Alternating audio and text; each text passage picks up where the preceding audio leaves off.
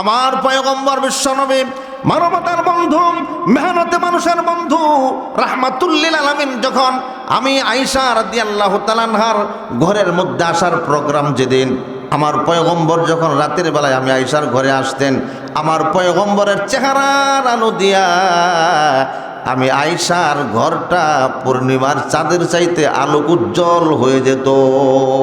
আল্লাহু আকবার।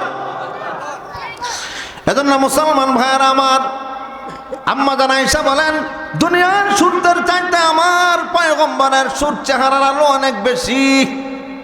এ মুসলমান ভাই, যদি সৌন্দর্যের কারণে কাউকে মহব্বত করতে চাই, তাহলে বিশ্ব নবী ছিলেন শ্রেষ্ঠ সুন্দর। জোরে বলেন ঠিক কিনা?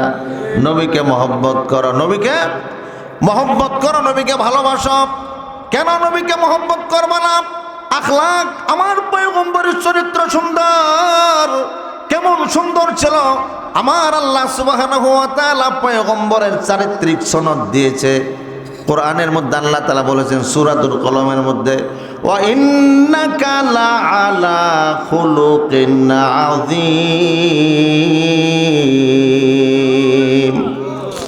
হে নবী, আপনি মহান চরিত্রের অধিকারী। আপনার চরিত্রের মধ্যে কোনো কালিমার দাগ নাই, কোনো কলঙ্কের দাগ নাই। এত সুন্দর চরিত্রওয়ালা মানুষ। আমার পয়গম্বরের চরিত্র দেখা মক্কার বেঈমান কাফের মুসলমান হয়ে যায়। আমার পয়গম্বর ছোট্ট ছোট্ট সন্তানদেরকেও সালাম দিতেন। সুবহানাল্লাহ। সবাইকে আমি পয়গম্বরের পক্ষ থেকে দুধ পান করার দাওয়াত দিয়ে দাও। জোরে কোন আল্লাহু আকবার। प्यारा मेरा हाका ये मोहम्मद का नबी है, सरकार मदीना है ओ माही अरबी है, ओ हाशमी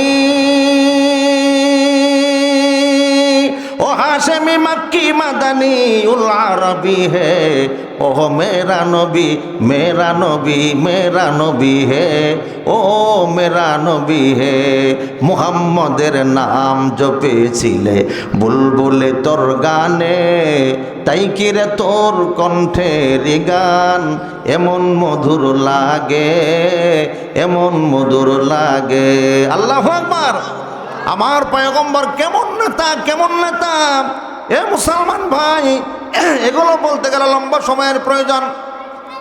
হাসরের ময়দানে তিনিও আমার পয়গম্বর উম্মতকে ছাড়া তিনি জান্নাতে প্রবেশ করবেন না। আল্লাহু আকবার বলেন। দুনিয়া তোমার পয়গম্বর মাক্কি জিন্দিগি তাকান, উম্মতের কান্ডারিয়া উম্মতি ইয়া উম্মতি। মদিনায় উম্মতের জন্য দেওয়ানা, মক্কায় উম্মতের জন্য দেওয়ানা।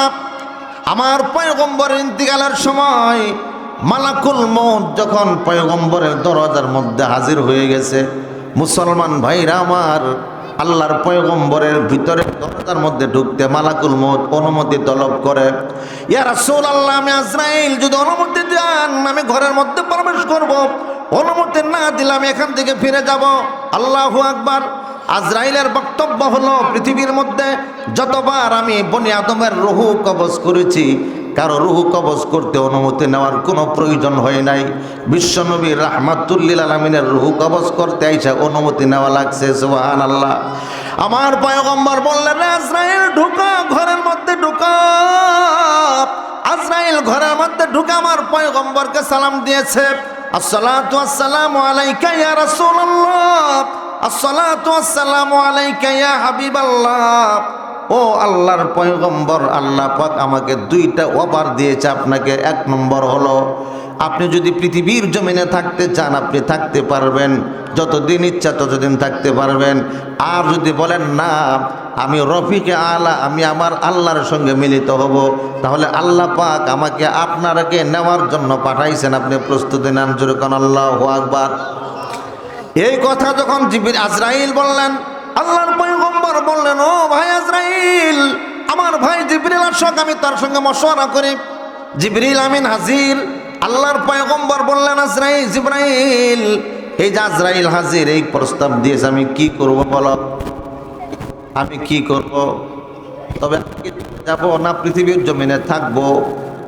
জিবরিল আমিন ডাক দিয়ে বললেন, ইয়া রাসূলুল্লাহ, আমি তো আল্লাহর সঙ্গে কথাবার্তা বলি, আল্লাহর কাছ থেকে আসি, আল্লাহ পাকের হাব ভাব বুঝি, মতি গতি বুঝি।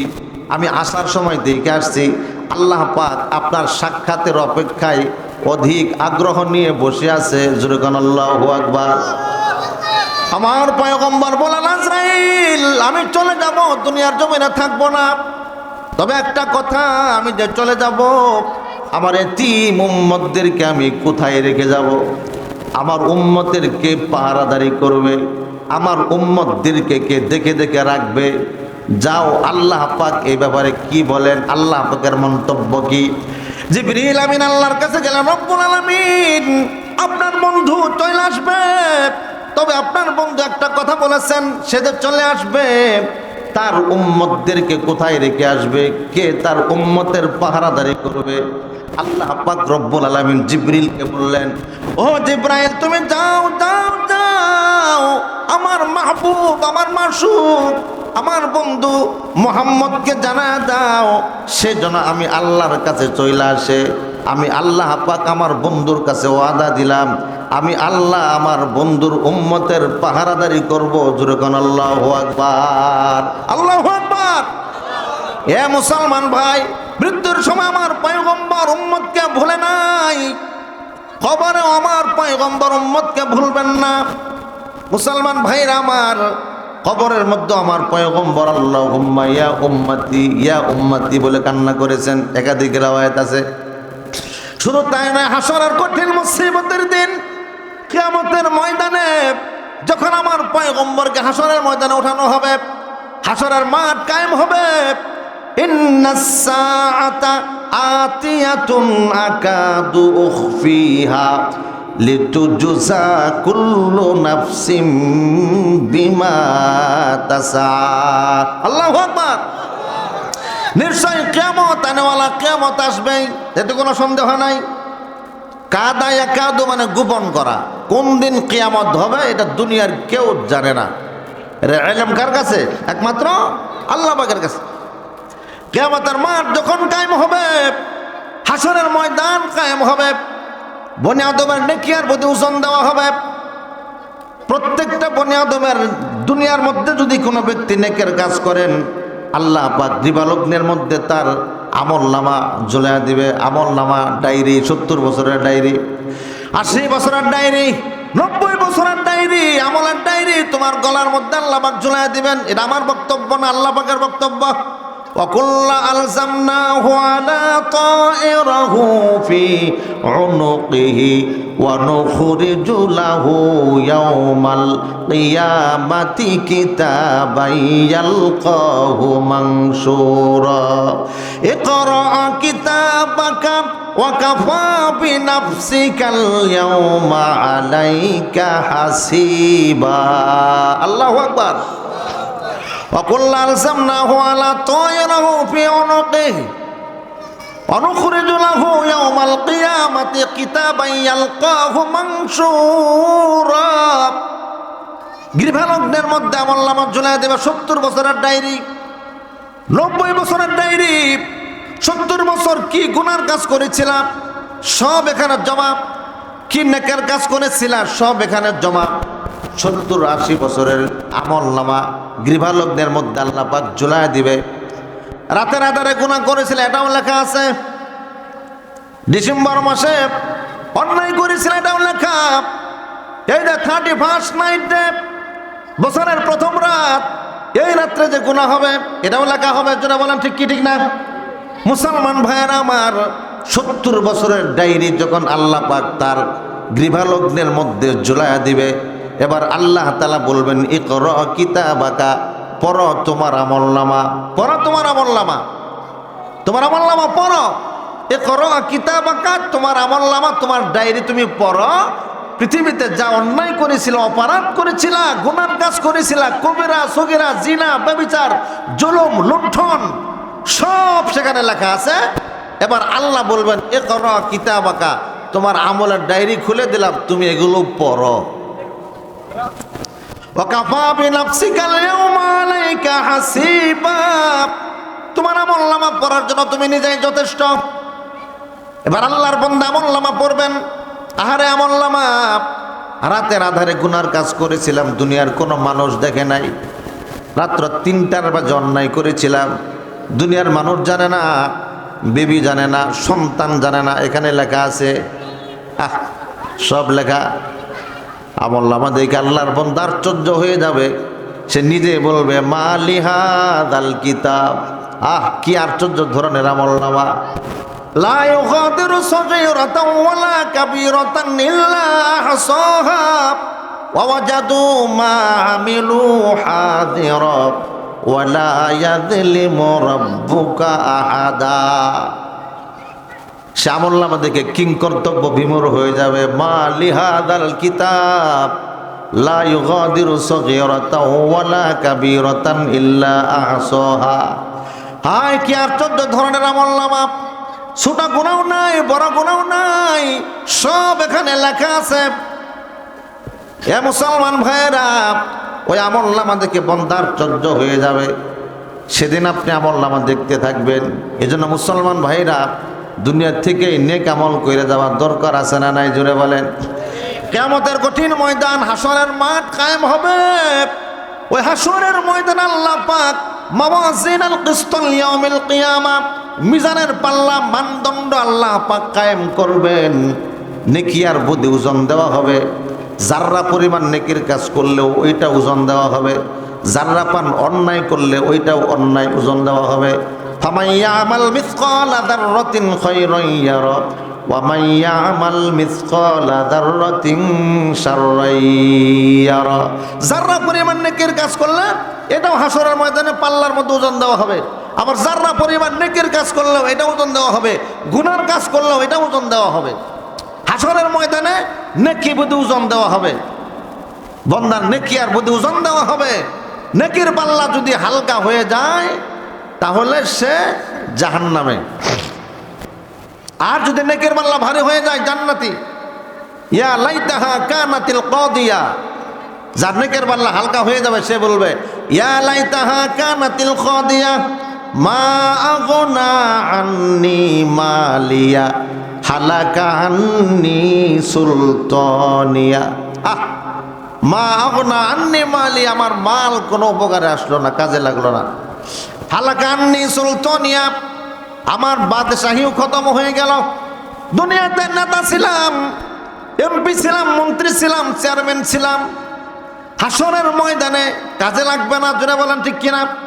হালাকা আন্নি সুলতানিয়া, তোমার বাদশাহীও খতম হয়ে গেল। আল্লাহ পাক বলবেন খুযুহু ফাগুল্লু, ওকে ধরো, পাকড়াও করো। সুম্মাল জাহিমা সাল্লু, জাহান্নামের দিকে নিয়ে চলো। সুম্মা ফি সিলসিলাতিন দারউহা সাবউনা যিরাআন ফাসলুকু। 70 গজ লোহার শিকল দিয়া হাত আর পায়ের মধ্যে রশি লাগায়া জাহান্নামের দিকে নিয়ে যাবে। জাহান্নাম বড় নিকৃষ্টতম জায়গা। ইন্নাল্লাযীনা কাফারু সাওফা নুসলিহিম নারা কুল্লামা নাদিজাত জুলুদুহুম বাদদালনাহুম জুলুদান গায়রাহা লিয়াযুকুল আযাব ইন্নাল্লাহা কানা আজিজান হাকীমা। জোরগান আল্লাহু আকবার।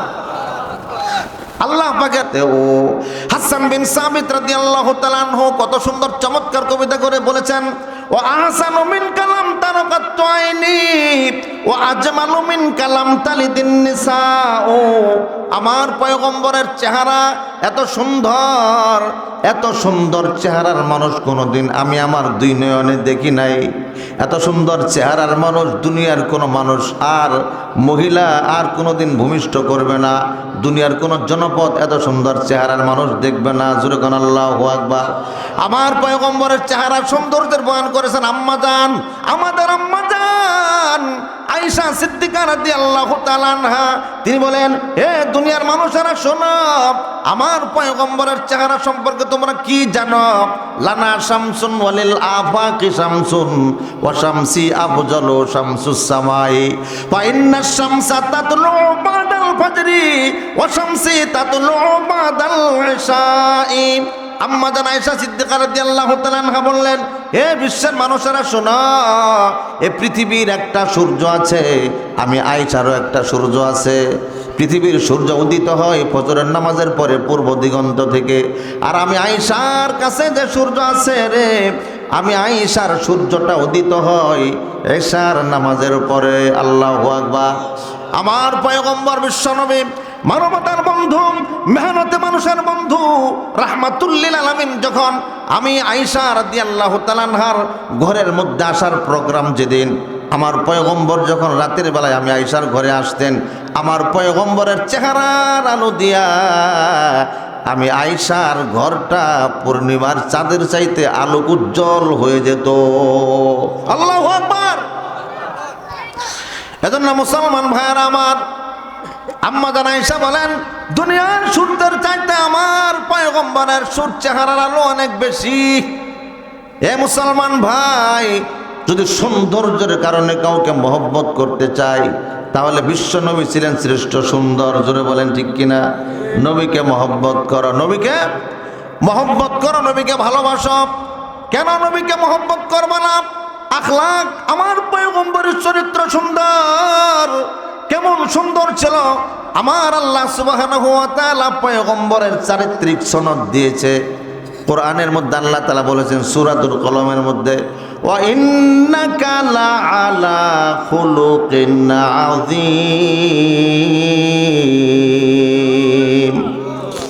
হে নবী, আপনি মহান চরিত্রের অধিকারী। আপনার চরিত্রের মধ্যে কোনো কালিমার দাগ নাই, কোনো কলঙ্কের দাগ নাই। এত সুন্দর চরিত্রওয়ালা মানুষ। আমার পয়গম্বরের চরিত্র দেখা মক্কার বেঈমান কাফের মুসলমান হয়ে যায়। আমার পয়গম্বর ছোট্ট ছোট্ট সন্তানদেরকেও সালাম দিতেন, সুবহানাল্লাহ। ছোটদের দেখে তিনি মুস্কি হেসে সালাম দিতেন আগে ভালোবেসে। ছোটদের দেখে তিনি মুস্কি হেসে সালাম দিতেন আগে ভালোবেসে। চোখ দুটো ছিল তার শান্তির নীর, পরম ঠিকানা দেখো মানব দুঃখীর, পরম ঠিকানা দেখো মানব দুঃখীর। গল্প বলি আমি প্রিয় নবীজির, শ্রেষ্ঠ মানুষ যিনি এই ধরনীর। আল্লাহু আকবার। ইমামুল আউয়ালিন ওয়াল আখিরিন, বারে সাদকা রহমাতাল লিল আলামিন। শুধু ওজুদাস রহমাতাল লিল আলামিন, মসজিদে ও শুধু হামারো ইয়া জমিন। সাইয়্যিদুল কাওনাইন খাতমুল মুরসালিন, আখিরা মদবুদ ফখরুল আউয়ালিন। আল্লাহু আকবার। এ মোমেন মুসলমান ভাইয়ের আমার, আমার পয়গম্বর সব দিক দিয়ে পারফেক্ট। নেতা হিসাবে শ্রেষ্ঠ নেতা। আল্লাহু আকবার বলেন। কেমন নেতা! নিজেই পেট ভরে, নিজে বাঁচলে বাপের নাম, কর্মীর কোনো খবর নাই। জোরে বলেন ঠিক কিনা? যদি আনে 50,000, কর্মীকে দেয় 10,000, নিজে পকেটে ভরে 40,000। এমন নেতা আছে না নাই? হ্যাঁ, বাটপার কি! এ মুসলমান ভাইয়ের আমার, আমার পয়গম্বর কেমন নেতা, কেমন নেতা! এদিকে বয়ান করলে লম্বা সময়ের দরকার। আমার পয়গম্বর কেমন নেতা সামান্য একটু ইঙ্গিত দেই।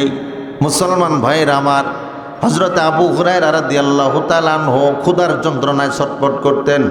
মদিনার মসজিদের সঙ্গে সিঁড়ি লাগায়া, সিঁড়ির সঙ্গে পেটটা লাগায় উপর হয়ে শুয়ে থাকতো।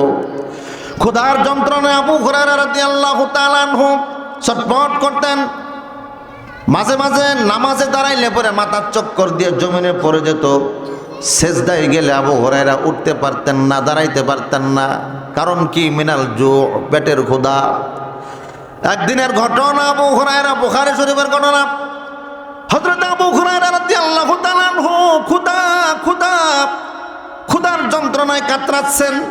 আবু হুরায়রা মনে মনে সিদ্ধান্ত নিয়ে নিলেন, আমার ক্ষুধার কথাটা বিশ্বনবীর কাছে আমি জানাবো, আমার দুস্থ আহবাবদেরকে আমি জানাবো।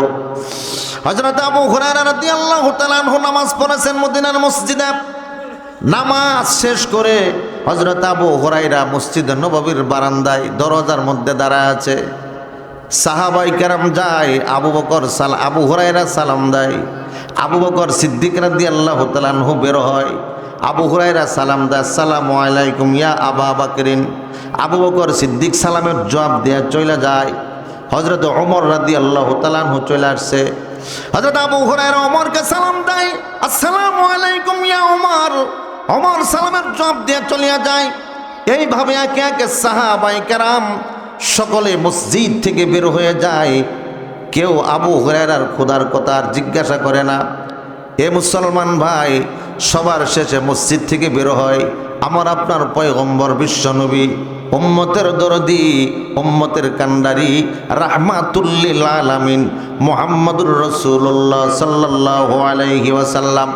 আল্লাহর পয়গম্বর যখন মসজিদ নববীর দরজার মধ্যে দাঁড়াইছে, হঠাৎ করে তাকে দেখে হযরত আবু হুরায়রা রাদিয়াল্লাহু তাআলা আনহু আল্লাহর পয়গম্বর বললেন, হে আবু হুরায়রা, বুঝতে পেরেছি তোমার পেটের মধ্যে বড় ক্ষুধা।